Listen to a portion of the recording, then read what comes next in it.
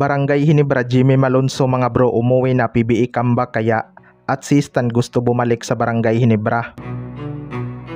So isa nga sa mga pinakamatunog na gustong ibalik sa Barangay Ginebra ay itong si Stan mga bro. Simula nga mawala ito sa Barangay Ginebra, naging maluwag na nga ang kanilang depensa sa ilalim.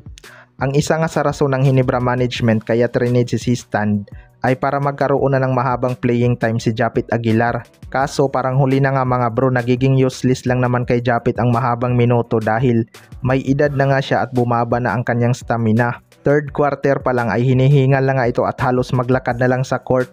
Sigaw nga ng mga Ginebra fans na ibalik si Stan mga bro. Sa ngayon nga ay free agent na itong si Stan pero nasa Terra Firma G pa rin ang kanyang rights. Ayon nga sa source mga bro ay gusto daw bumalik ni Stan sa Barangay Ginebra. Well, para sa akin mga bro, nalungkot talaga tong si Stan noong bigla siyang trinade sa Terra Firma Jeep. Wala ngang nag-i-expect na bitawan ito ng Barangay Ginebra dahil solid naman ang kanyang naging performance dito. Hindi ko lang alam mga bro kung pwede na bang i-trade pabalik si Stan dahil kailangan nga ng isang player maglaro muna ng dalawang conference sa bagong team bago matrade ulit pabalik. Pero free agent naman si Stan mga bro kaya baka pwedeng matrade na ang kanyang rights. Kaya abangan na lang natin kung kukunin ba ulit siya ng Barangay Ginebra.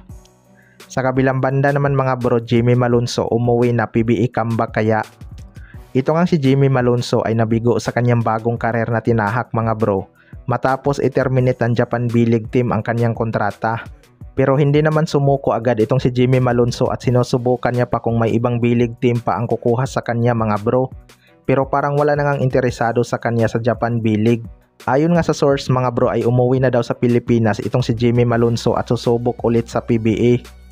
Well, para sa akin mga bro, maganda nga kausapin niya na lang sina Boss Alfrancis Chua at Kumi Willie Marcial habang maaga pa upang makabalik agad siya sa ating liga.